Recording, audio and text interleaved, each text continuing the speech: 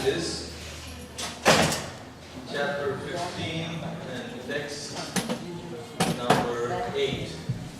The chapter is entitled The Yoga of the Supreme.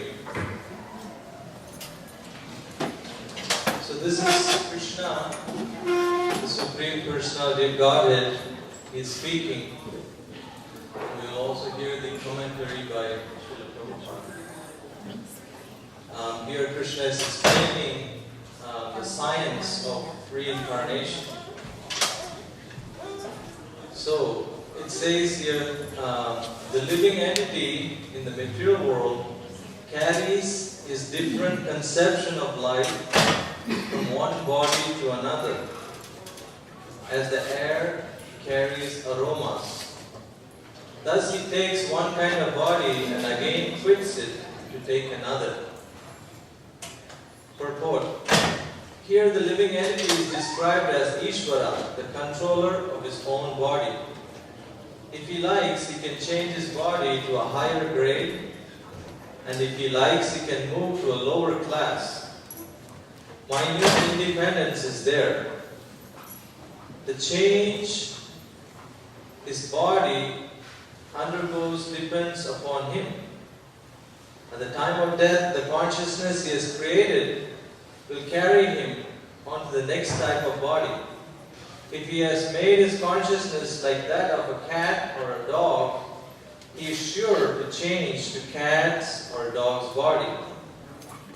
If he has fixed his consciousness on godly qualities, he will change into the form of a demigod.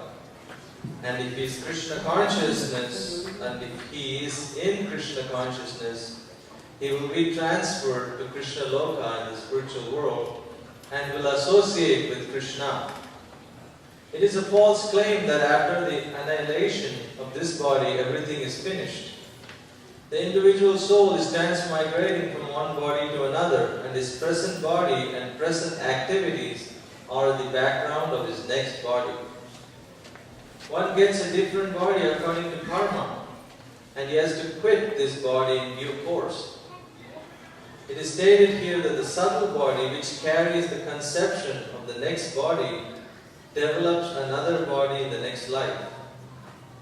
This process of transmigrating from one body to another and struggling while in the body is called karshati, or struggle for existence.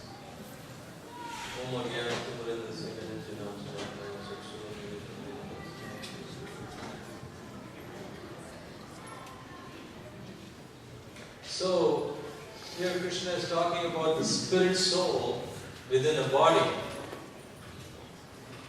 Doesn't matter what body it is.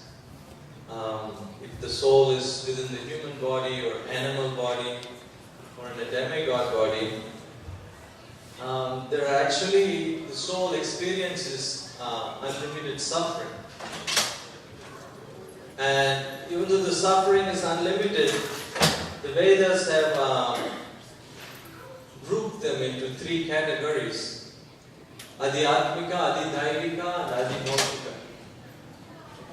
The soul experiences pain from his own body and mind, from other living entities, like, so many examples in LA. You just, going to work or something, and it's like, somebody just shoots you.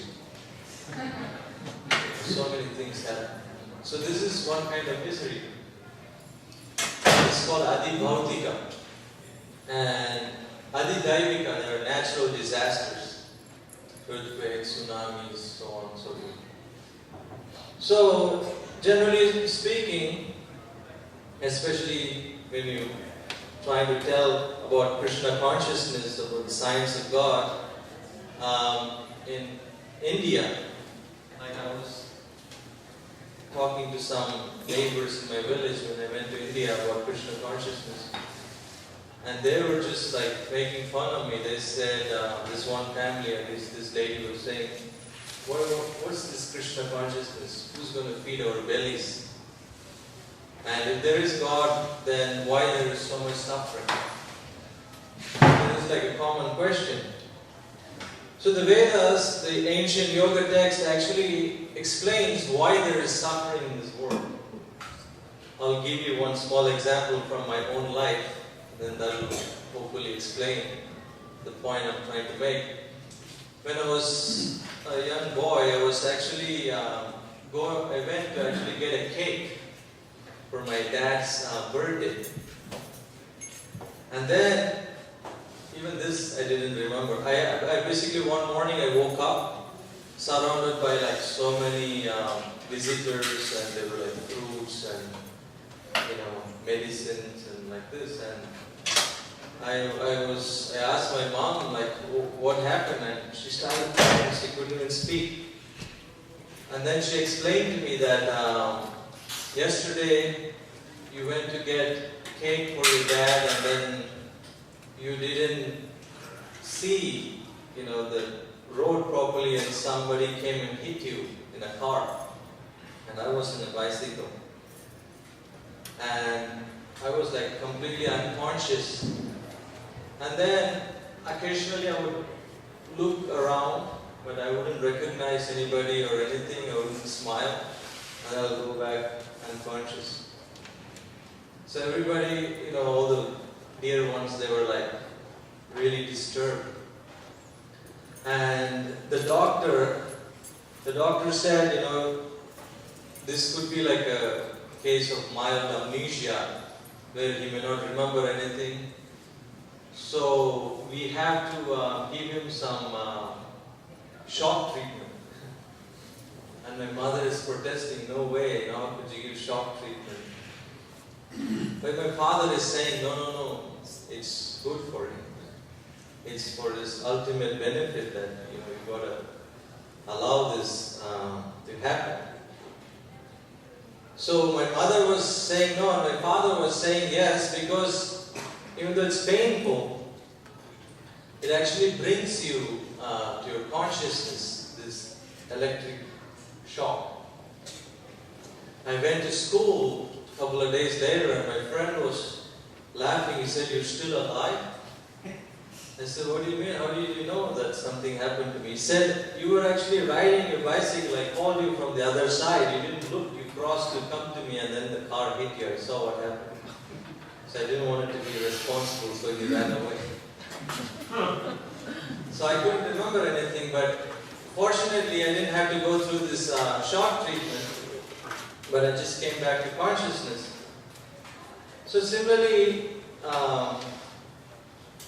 the threefold miseries that we are discussing, problems from our own body and mind, problems from other living entities, and problems from, the demigods, natural disasters, they're like, in a sense, like a mild shock treatment from Krishna.